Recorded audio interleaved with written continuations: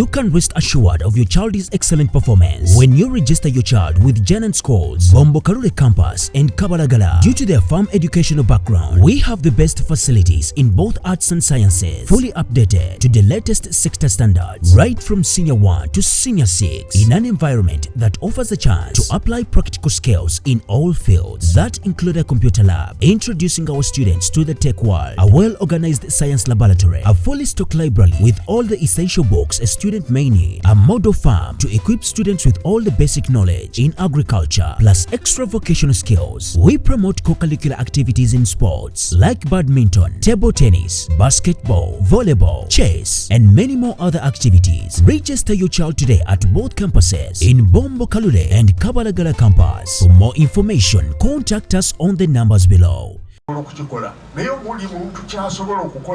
Emmwaanyi kufefe na tewali atalina nnimiro, tewali atalina butaka gyava.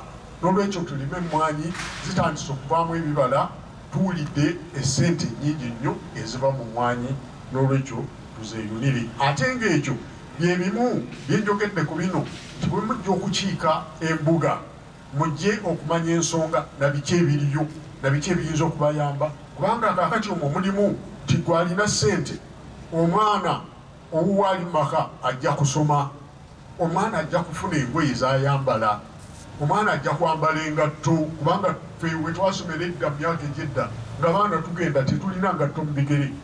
Naye kakati ebiseera bino omwana ayinza atya okusoma nga talina ngatto?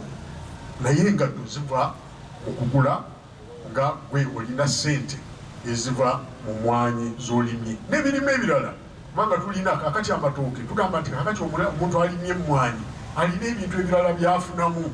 Mulimu okulunda, kubanga okuliikiriza emmwaanyi z'olimye onooziriikiriza otya? Waliwo obusa olina okulunda, waliwo amatooke g'oteekamu okuleeta ebisikirize mu mmwaanyi z'olimye, mulimu okuteekamu emiti egimu. Kwegamba buli kimu ekyo kyoyogerako kireeta ekintu ekisigala awaka, kyojja okulyako emmere oba kyojja okufunamu ssente, ate osobola okugula n'ekintu ekirala. N'olwekyo oluwalo luno bwe tulwogera tugamba nti si lwa buwaze naye lwakulaga bukozi, ate osigale ng'okola. Nti bw'ova wano oddayo n'onyiikira, era kyobola nti tuluddiŋŋana buli kiseera kubanga kitegeeza oluwalo. Toddayo n'osirika, era buli lwoddayo oyongerako, era kyemuva mulaba nti buli kiseera wano Obwakabaka bugenda ne tubagamba oluwalo lutandise, kati luvudde ku mutendera bwe guti, kati lutuuse, kubanga omwaka oguwedde bwe twogerako twakuuka mu kawumbi. Kaakati oba tutuuse mu kawumbi, kiki kye tunoonya? Tunoonya obuwumbi nga 5, kubanga tugamba mu byalo eyo twabeerangako mu nnyumba ez'essubi, naye kaakati kumpi onoonya ennyumba ey'essubi tokyagiraba.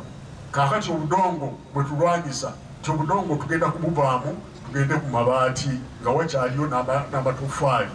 Ate kaakati awo tuveewo tusobole okutuuka ne ku mpya zaffe tuziteekemu omuddo omulungi nga guno oguli mu Bulange, ate tuteekemu n'obujjo awantu enfuufu tugibobere ddala awaka, n'amayumba gaffe gabeeremu n'engalo. Mutunuulire nnyo bannaffe ebyokukwatagana mu ngalo bikendeezeeko, kubanga amaaso kaakati amaaso gatandise okulwala, waliwo obulwadde bw'amaaso, n'olwekyo mubwegendereze. Ate nga temwerabira obulwadde obulala obuliwo obw'amaanyi, obwamukenenya bukyaliyo, obulwadde obw'ensiri obw'emisujja bukyaliyo, n'endwadde endala. N'olwekyo tubeere nga twewala ebintu bino, okunaaba mu ngalo buli kiseera, ebiseera ebisinga tubeere nga twewala awali ensonga eziyinza okutuleetera obutali bulungi.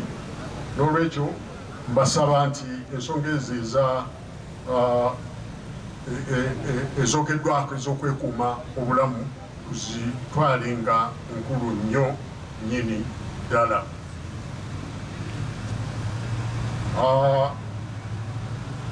Kaakati njagala kubeebaza, kubanga njagala okunzikira okwogera kwange nga mbeebaza olw'ebyo bye mukoze, nga tweyanziza nnyo nti muleese. Twebaza oluwalo lwaleero luvuddemu obukadde 45 bw'emitwalo 77 ne siringi 5.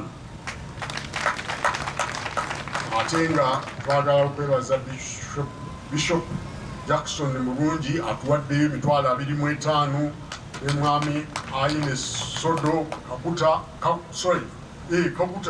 atuwadde badde ntidde nti ono ayinza okubeera omukulu w'eggwanga naye alabika noono ye w'amaanyi. Aine Sodo Kakuta atuwaddeyo $50,000.